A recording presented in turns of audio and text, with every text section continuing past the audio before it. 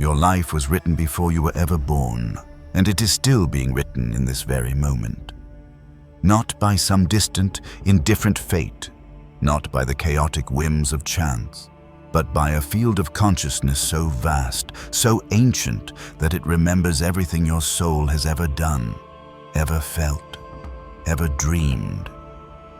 There is a place, if you can call it a place, that holds every thought, every intention, every karmic imprint of every being that has ever existed. It is a field so silent that most will never hear it, so subtle that most will never sense it, and yet it is always there, waiting just beyond the veil of your ordinary awareness. You have felt it before, in the profound stillness of meditation, in the strange electric clarity of déjà vu, in dreams that feel more real than your waking life. The ancients called it Akasha. The mystics knew it through raw intuition. Today we call it the Akashic Records. But make no mistake, this is not some fleeting New Age fantasy. This is the living blueprint behind your reality, and once you truly see it, you will never see yourself the same way again. There is a reason you sometimes feel as if your life is part of a grander story you do not fully understand. As if you have been dropped into the middle of a chapter with no memory of the pages that came before. That feeling is not your imagination. It is your intuition. Deep down, something within you knows that your soul has lived far more than this single, fleeting existence. It knows there is a record of those lives, and that they did not simply vanish the moment you were born into this one. That record has a name.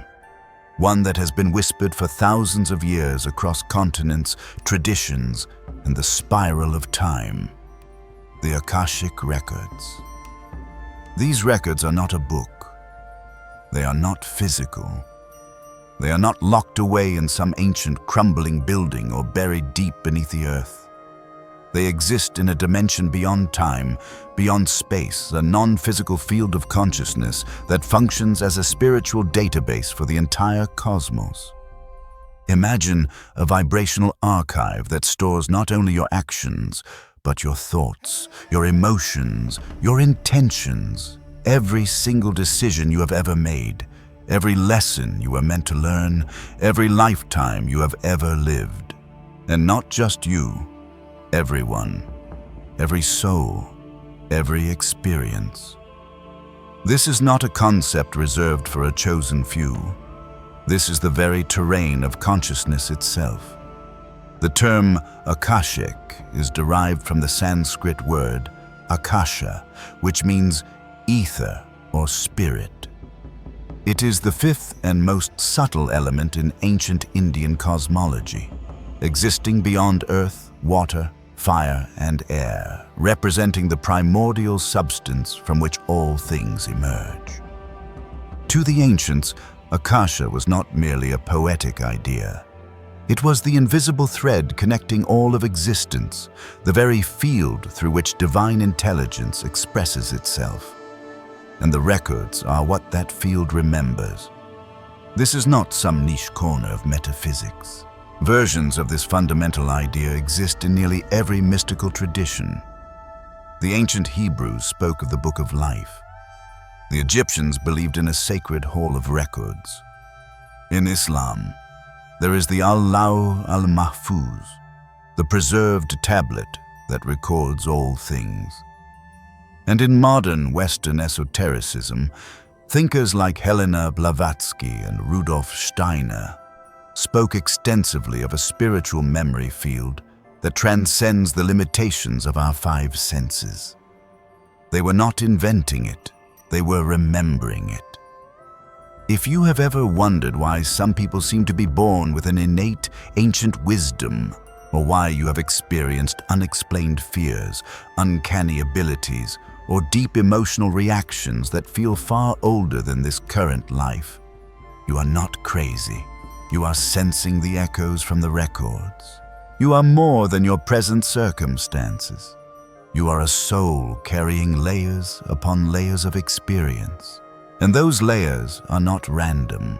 They are patterns, part of a larger curriculum that your soul agreed to explore. But until you become consciously aware of those patterns, they will continue to play out, lifetime after lifetime. And this is where the records become more than a mere concept.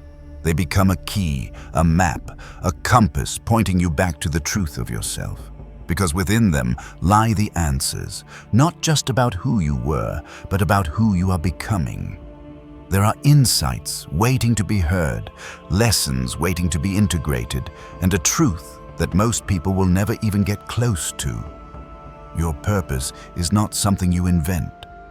It is something you remember. Some truths cannot be shared on this platform. They are too important to be hidden.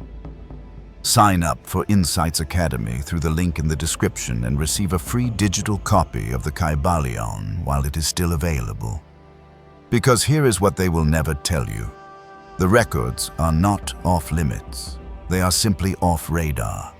Most people will never even attempt to access them, not because they are not capable, but because they were never told it was possible. They were taught that knowledge lives only in books, that authority resides in institutions, that all answers must come from the outside. But the records say otherwise. They say the highest knowledge is not learned, it is recalled.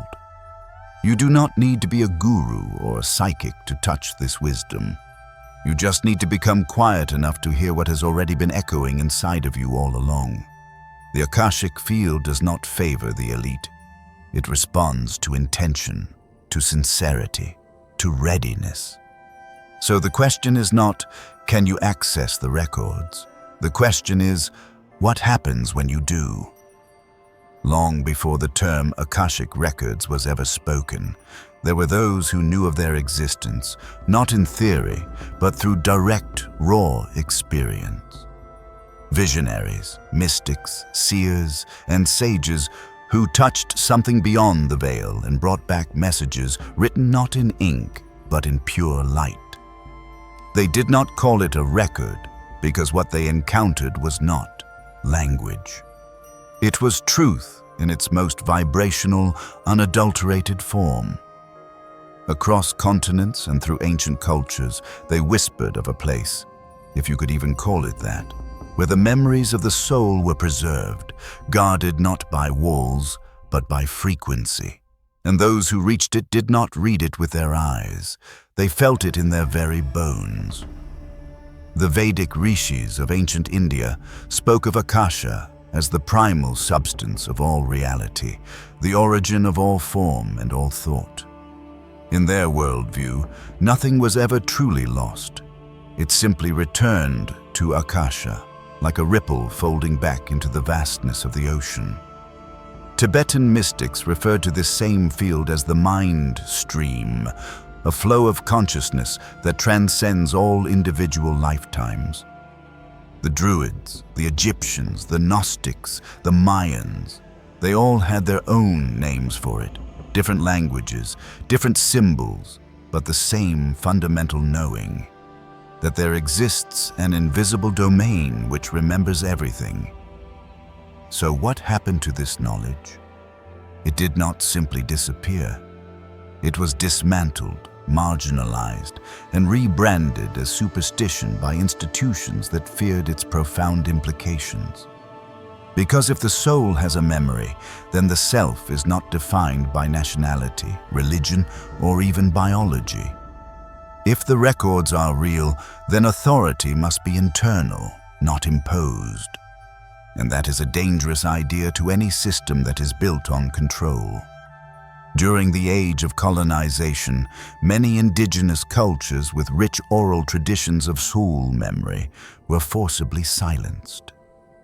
Their sacred ceremonies, the very ones that opened the intuitive channels to the Akasha, were outlawed, mocked, or systematically replaced. The burning of ancient libraries, the demonization of so-called pagan practices, the deliberate rewriting of spiritual history, it was all part of the same calculated effort to sever the connection between human beings and the knowledge that lives beyond the five senses. Even today, In our age of rigid rationalism, the idea of the Akashic Records is often dismissed as pseudoscience or mere fantasy. Yet, those same critics cannot explain why young children vividly remember past lives, or why people who have never met before can share the exact same dream, or why ancient texts from civilizations separated by thousands of miles describe identical experiences of cool memory with uncanny precision. It is not that the evidence does not exist. It is that it does not fit their approved narrative. Because a society built on consumption and obedience cannot function if its people start asking, "Who was I before this?" and "What if the story I was told is not the full story?" So instead, you were given a new story, one that said you are your name, your job, your race, your gender. Your past starts with your birth certificate and ends with your death certificate. Everything else is just a fairy tale. But beneath that manufactured story, the older one has been quietly waiting. The one encoded in the dreams you could not explain. The one whispered during those rare moments of silence when the noise of the world finally fades and you can hear your own deep knowing. This is not about replacing religion or proving a point or claiming some secret knowledge. It is about remembrance. It is about reclaiming a truth that was taken from you, not by violence alone, but by ridicule, by distraction, by a forced forgetting. The Akashic Records are not new. They are ancient beyond our comprehension. What is new is that more people are waking up to them again. And maybe that is why you are here. Not to learn something brand new, but to remember something timeless. Something your ancestors once knew before it was torn from their tongues. Something your soul has been trying to show you all along.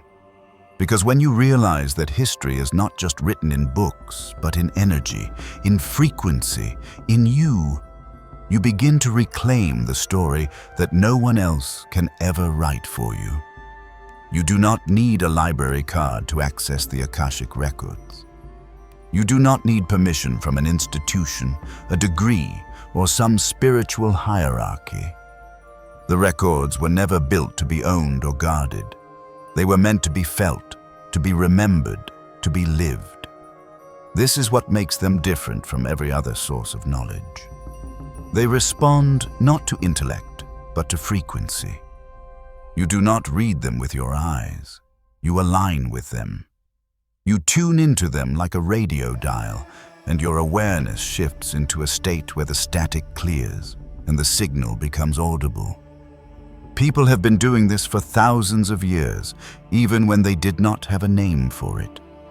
It happens in deep meditation, in altered states of consciousness, in dreams that seem to show you other lifetimes or long-forgotten memories. It can happen spontaneously during moments of grief, intense joy, or complete and utter stillness. But the access point is always the same: presence. You cannot bulldoze your way into the records. You soften into them. You surrender into an awareness so still, so honest, that your own energy begins to match the frequency of truth itself. Mystics and sages often speak of the records as a vibrational field, and that is because what they contain is not a language you are used to. It is not made of sentences or paragraphs. It is pure knowing. It is resonance. Sometimes people describe seeing the records as a massive, infinite library or an ancient temple filled with scrolls of light. Others experience it as colors, sounds, or symbols that do not translate into words, but make perfect sense on an emotional level. That is the key. The records do not speak to your logical brain. They speak directly to your soul. Modern spiritual practitioners have developed specific methods for entering this space consciously. Some use guided meditations or sacred prayers, like the Pathway Prayer popularized by Linda Howe. Others access the records through the practice of automatic writing, allowing their subconscious to translate what their conscious mind cannot yet perceive. Breathwork, plant medicine, lucid dreaming, and astral projection have also served as gateways for those who are prepared to explore the deeper terrain of consciousness. But no single method is universal. The technique is far less important than the intention. Intention is everything. If you enter the records looking for proof, for control, or for mere entertainment, you will likely find nothing at all. But if you approach with reverence, with curiosity, and with a genuine willingness to be changed, the field responds. And it is not always comfortable. The records do not exist to flatter your ego. They show you your patterns, your truths, the karmic loops you have repeated across lifetimes, the wounds you have carried for longer than your own name. But they also show you your power, untapped and ancient, waiting to be remembered. They offer clarity in the places where you have been confused for years, and they whisper the same message over and over again. You are more than you have been told. What is truly wild is that many people have already accessed the records without even realizing it. That intuitive knowing that saved you from a bad decision, that strange moment when you knew what someone would say before they said it, that unexplainable pull toward a certain place, a person, or a path. These are not coincidences. They are echoes, glimpses through the veil, your soul trying to speak through the noise of a world designed to keep you distracted. And the truth is, accessing the Akashic Records is not about escaping this world. It is about embodying your full self within this world. It is not a way to bypass reality. It is a way to see it clearly, past the illusion, past the conditioning, down to the very root. When you access the records, you do not just remember who you were. You remember who you came here to be. And that kind of memory is not passive. It moves you. It changes how you walk through life. It reshapes how you respond to challenges, how you see others, and how you tell your own story. Because once you have stood inside the infinite and seen your place in it, nothing and no one can ever convince you that you are small, broken, or powerless ever again. You did not come here empty.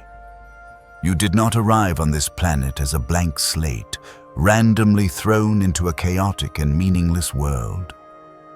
You came here with a blueprint, a soul-level design shaped by lifetimes of experience, intention, and consequence. The Akashic Records hold that blueprint. They do not just contain information about who you have been. They map out the energetic residue of those experiences. What some call karma, what others call soul memory, but what is, at its core, the spiritual architecture of your evolution. Karma has been profoundly misunderstood by many. It is not punishment. It is not cosmic retribution for doing something wrong. Karma is memory. It is momentum. It is energy echoing forward, seeking resolution, balance, and growth. Think of it as an unfinished chord that needs to be completed. If you betrayed someone in one life, you may feel a deep, innate need to protect others in this one. If you silenced your own truth for years, you might now feel a powerful compulsion to speak, even if your voice shakes. These are not random personality traits. They are threads, emotional and energetic patterns woven through your lifetimes, creating a continuity in your soul's grand story. And then there are the soul contracts.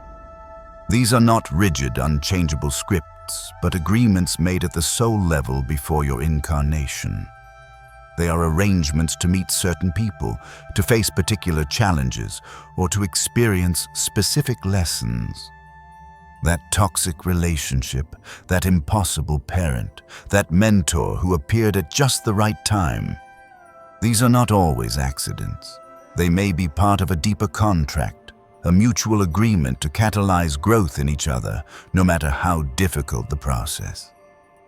The Akashic Records allow us to glimpse these contracts, not so we can escape the pain, but so we can understand its higher purpose. This is why the records are not just repositories of static information. They are mirrors of transformation. When you access your soul's blueprint, you begin to see your struggles differently. You stop asking, "Why is this happening to me?" And you start asking, "What is this trying to teach me?" You begin to notice the repeating cycles, the same lesson showing up in different disguises, the same kind of heartbreak, the same fear, the same pattern of self-sabotage. And when you can finally see the pattern, you gain the power to rewrite it. Because awareness breaks the cycle, and a choice, once made with full consciousness, becomes the very seed of transformation. There is also something sacred about seeing your gifts through the lens of the records. We often focus on the wounds when we talk about past lives, but wisdom travels too. Talents, strengths, even spiritual abilities can cross over from one life to the next. That inexplicable pull you feel toward healing, teaching, or creating, it might not be new. It might be something your soul has been mastering for lifetimes. And the records help you remember not only where the pain started, but also where the power lives. Understanding your soul blueprint also dissolves the poison of comparison. Because once you realize that everyone is on their own unique evolutionary path, the need to match someone else's timeline simply disappears. You begin to honor your own process. You stop rushing. You stop blaming. You start trusting that your challenges are not obstacles, they are activations. The Akashic Records reveal the soul's curriculum. And once you see that, even your biggest setbacks begin to feel like sacred assignments. But here is the most liberating truth of all. Your blueprint is fluid. The past may shape your present, but it does not trap it. Karma is not a life sentence. Soul contracts can be rewritten. Patterns can be broken. This is not about determinism. It is about awareness. The records do not chain you to a predetermined fate. They offer you a map, but you still choose the path. You still carry the pen. And in every single moment, you are either repeating an old pattern or initiating a new cycle entirely. So when you ask, "What is my purpose?" you are not waiting for an answer to descend from the sky. You are being invited to remember what your soul already knows. The blueprint has always been inside you. The records are simply the key to decoding it. For most people, the idea of the Akashic Records sounds poetic at best, something belonging to the world of mystics and metaphysics, a comforting metaphor for those who believe in something more. But what if it is not just a metaphor? What if what ancient sages described as a great spiritual library is something that modern science is only now beginning to glimpse through the lens of energy fields, quantum theory, and consciousness studies that challenge everything we thought we knew about reality? There is a reason that mainstream science has largely ignored the Akashic Records. They do not fit neatly within the materialist worldview. You cannot put the records under a microscope, measure them with a ruler, or quantify them in a laboratory.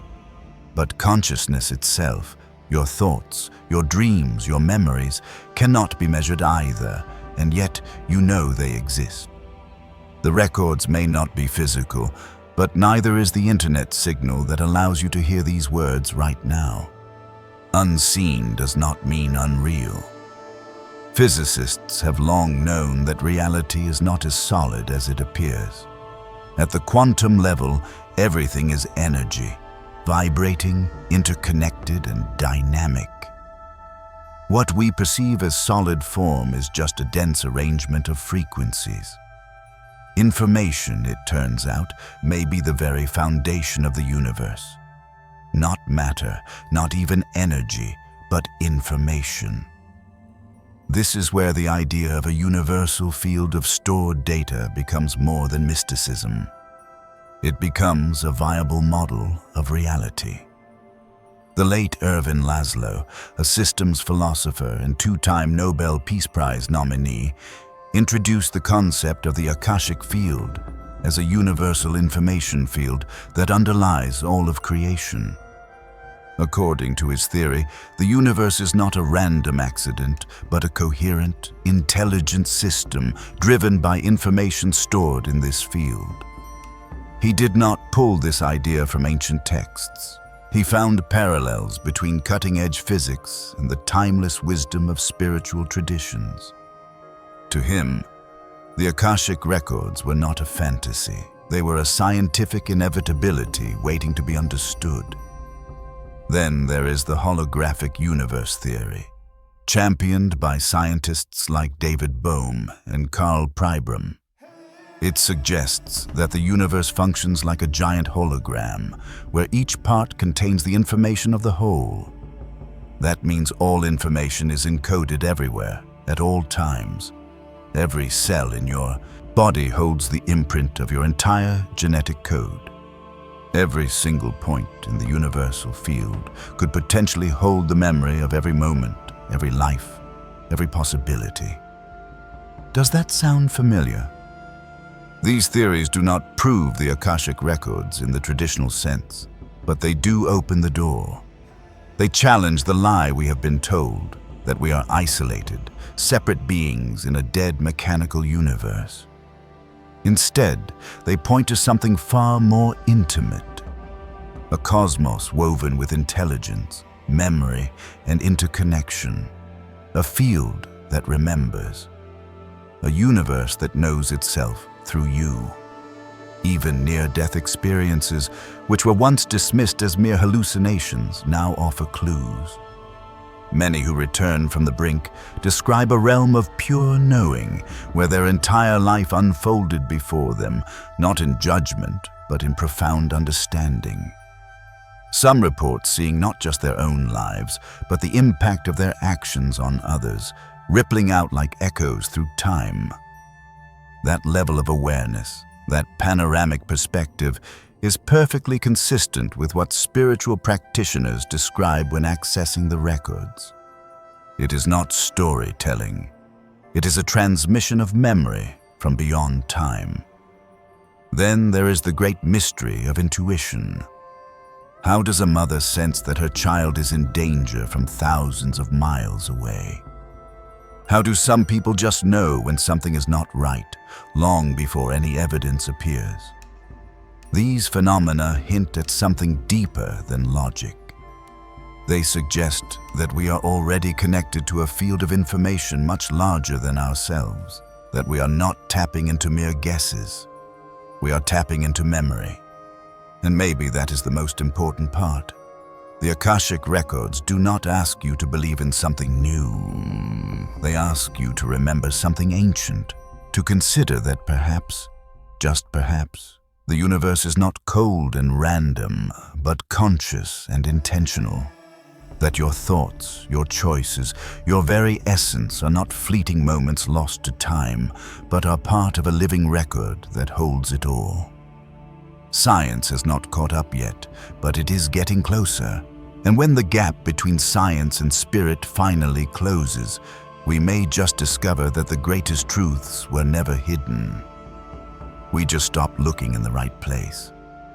From the moment you were born, the world began telling you who you are, not with curiosity, but with cold certainty. It gave you a name, a nationality, a religion, a school system, a set of beliefs, and a long, long list of rules. It taught you what was real, what was imaginary, and what was dangerous to even consider. And somewhere in that long list of silent agreements, it slipped in one message louder than all the rest. Forget. Forget who you truly are. Forget what you have lived. Forget where you came from. Forget what you know. This was not accidental. This was not some unfortunate side effect of growing up in the modern world. It was part of a larger system, a system built to sever your connection to anything that would make you powerful, anything that would make you sovereign, anything that would remind you that your soul has a memory far deeper than your current name, your job title, or your government-issued identity. Because someone who remembers who they are cannot be controlled, and control is the currency of the world we live in. So, instead of wonder, you were given obedience.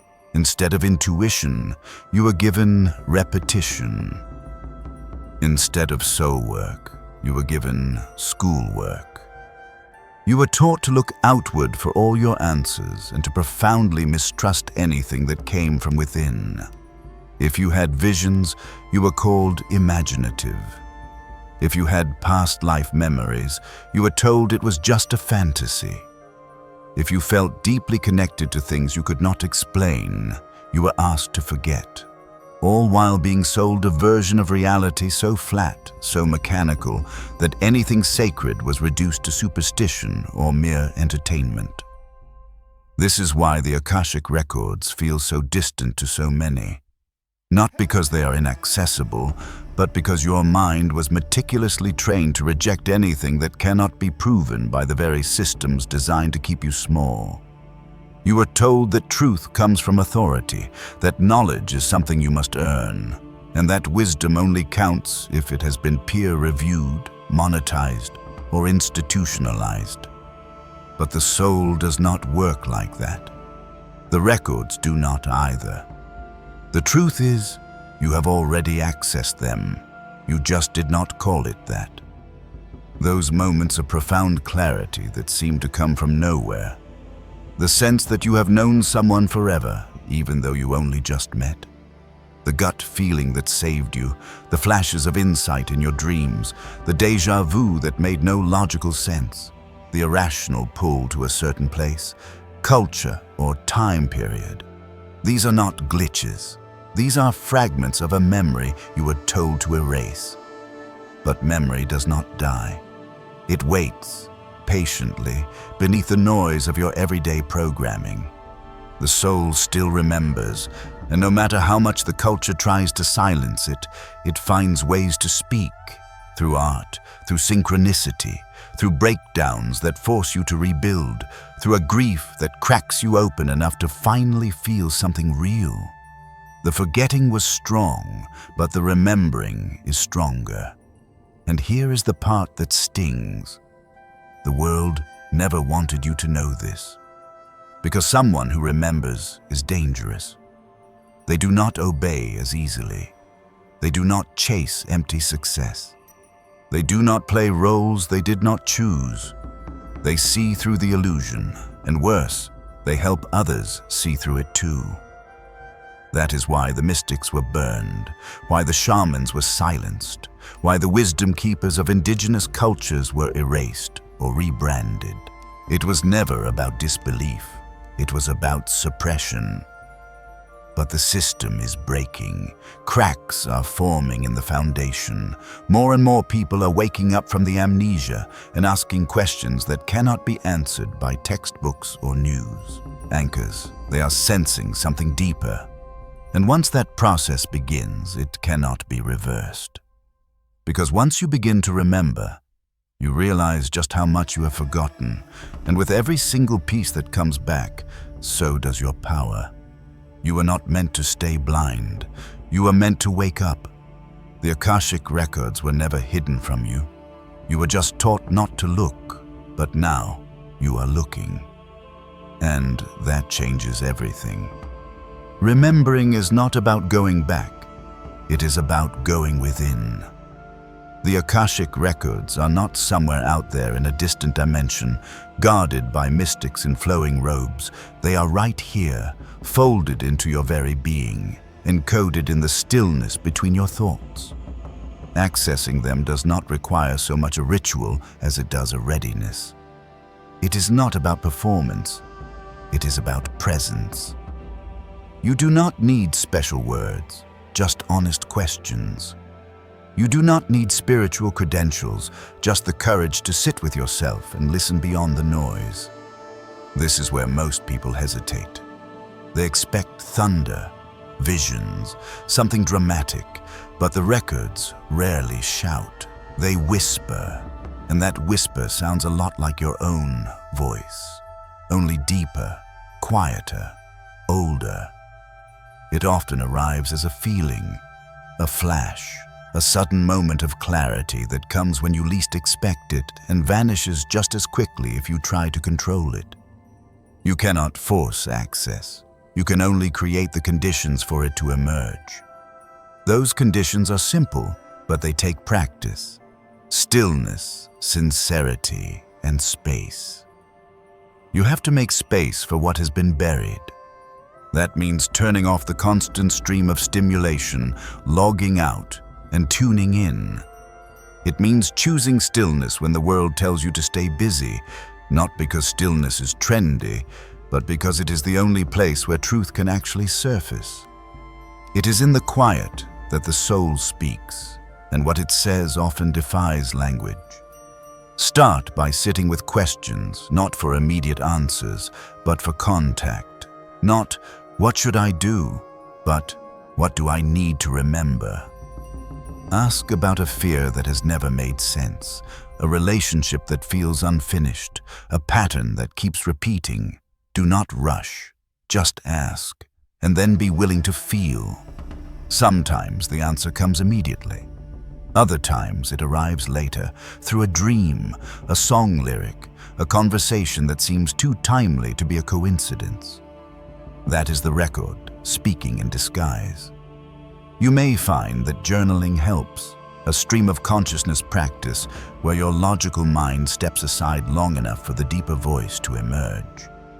You may find that your dreams become more vivid, or that synchronicities start to multiply. These are not random events. They are signs that you are attuning, that your frequency is shifting into alignment with something older than time itself. One of the most powerful tools of remembrance is shadow work, because often what blocks us from the records is not a lack of ability, it is avoidance. We are afraid to remember because we fear what we might see.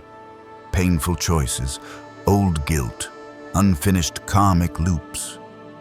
But the records do not show you these things to shame you. They show you so you can integrate, so you can heal, so you can stop running from what was and begin moving toward what can be. This is also why the process can feel so emotional. Accessing the records is not just a spiritual act, it is a cellular one.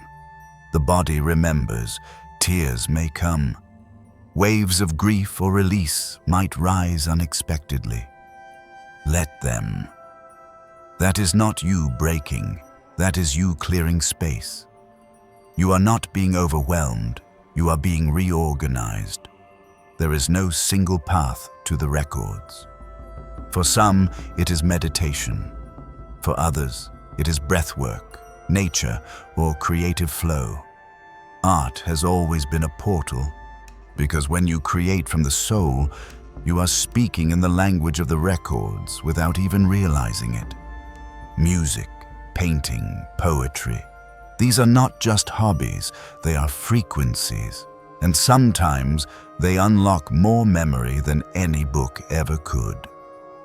You do not need a guru. You do not need a label.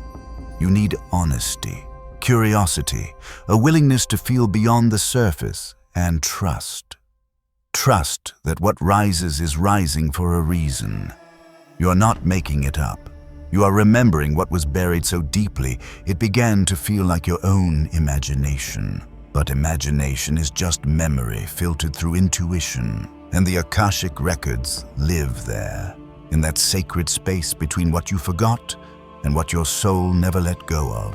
Every time you remember a piece of yourself that you thought was lost, you close the gap between who you have been and who you are here to be. And eventually, remembering becomes a way of life, not a destination, but a state of being. You become the library. You become the channel. You become the bridge between the seen and the unseen. And that is when you stop chasing meaning and start embodying it. Imagine a world where people no longer ask, "Who am I?" but instead ask, "Who have I always been?"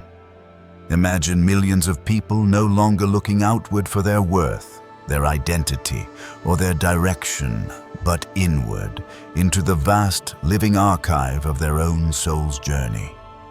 That kind of awakening does not just change individuals, it changes the entire trajectory of humanity. Because when people remember, truly remember, they stop following the scripts that were written for them. They stop playing the roles handed down by systems designed to suppress their light.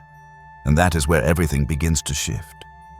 You see, the Akashic Records are not just about personal healing. They are about collective evolution. This is not a private journey. It is a ripple effect.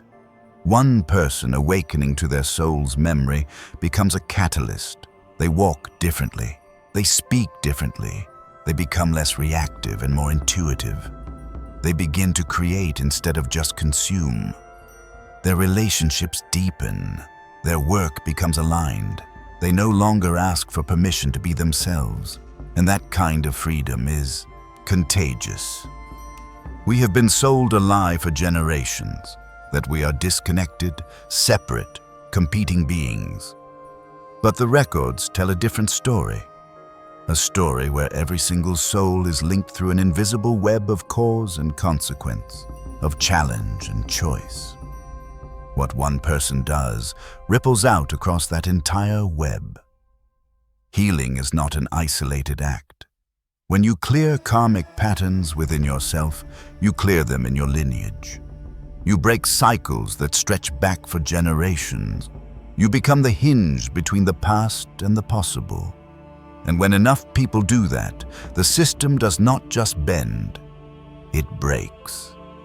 This is why remembering is so threatening to the structures of power. Because remembered people do not obey in the same way. They do not fear rejection because they are not trying to fit into something that is already broken. They do not measure their success by external standards because they know that what truly matters cannot be measured.